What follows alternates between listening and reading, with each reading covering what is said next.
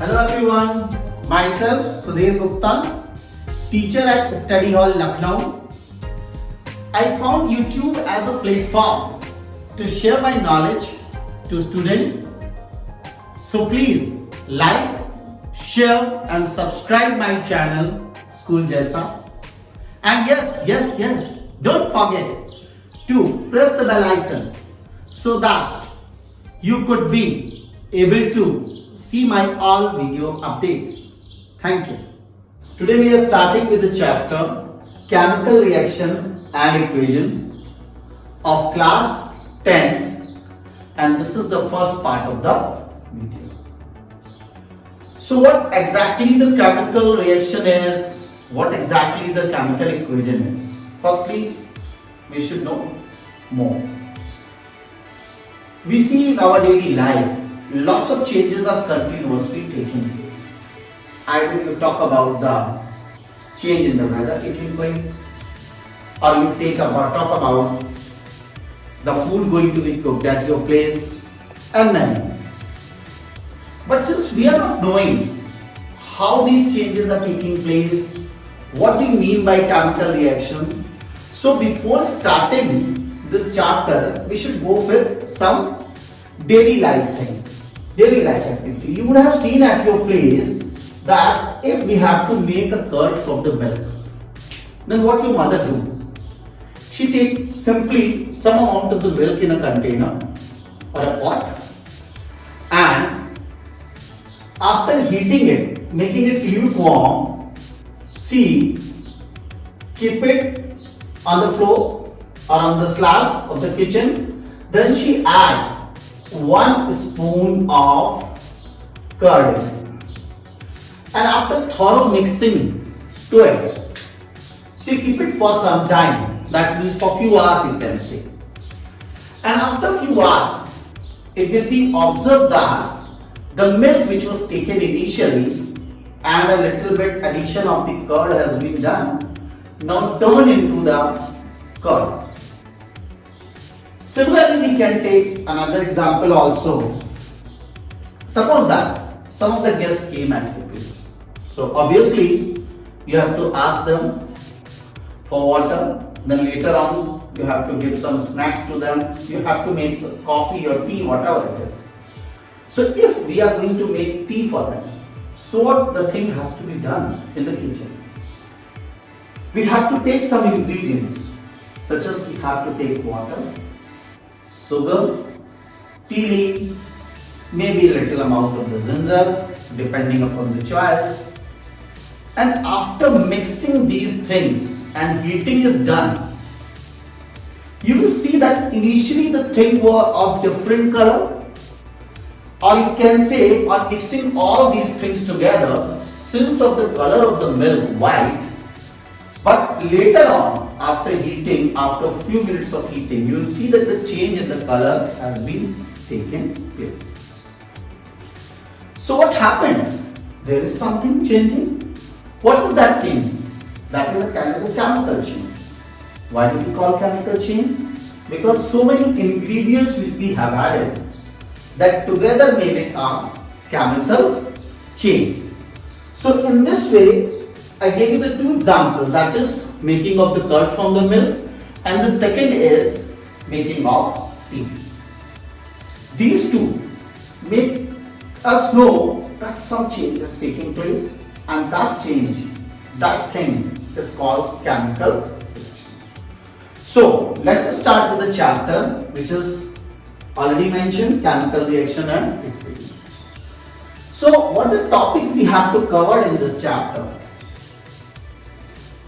Number 1, introduction of chemical reaction, characteristics of chemical reaction, chemical equation and balancing, types of chemical reaction, very important, redox reaction, more important, rancidity and corrosion. These all things have to be covered in this chapter. So, right now I told you all that whenever the curd has to be made, then the things which has to be added, that is the milk and the little amount of the curd. Similarly, when the tea has to be made, Then water, sugar, tea leaves and milk has to be added, and according to the choice, if ginger wanted to be get added. So what is happening in these things which have been added? Let us take an example of tea. Okay, while making the tea, we have taken sugar, water, tea leaves and milk. And when all these things have been added, finally we get a tea to have or to serve to our guests. So what are these? What is this thing happening? This is the kind of the chemical reaction. So how to define the chemical reaction? When two or more substances react and form new substance is called a chemical reaction. I shall repeat. When two or more substances, but no compulsion that there should be two, it can be more, that is 3 or 4, reacts and form new substance, it is called a chemical reaction. So what do we observe here? According to this example, that sugar is one thing, water is one thing, tea leaf is one thing, milk is one thing, and according to the choice, the ginger can be another thing which has been added, which reacted with each other, and together it formed a new substance, that is tea. So here the new substance is tea. We can take the example in the symbolic form also. Let us take an example that A and B are the two substances which have been added, and finally we get the product as AB. So what is this A? What is this B? What is this AB? What we call it in chemistry? We call this A and B as reactant. Now the question comes why? Because these are the substances that are mixed. These are the substances that reacted with each other.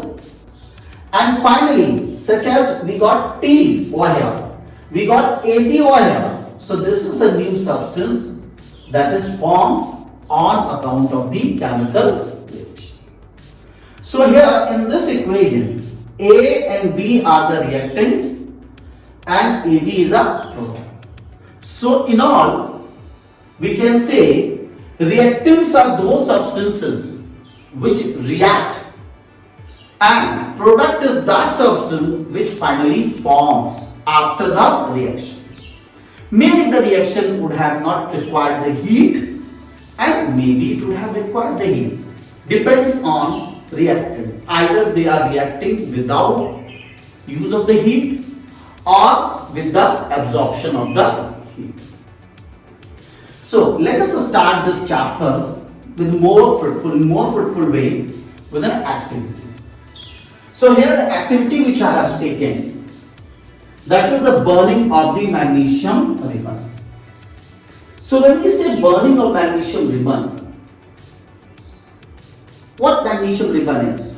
It's an element, and we get it in the market in different forms. But when we do the activity of it, that is the burning of the magnesium ribbon, we take it in the form of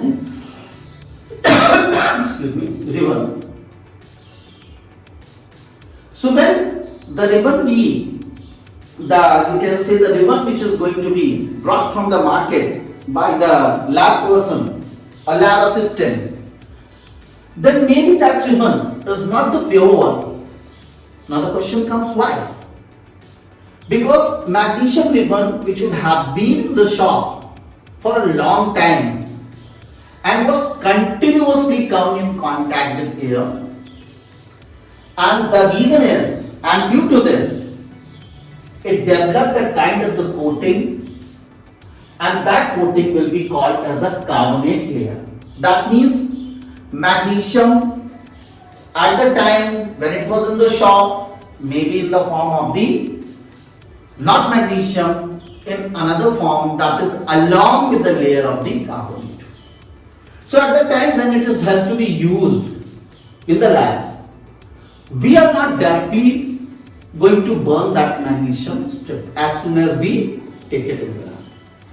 Why?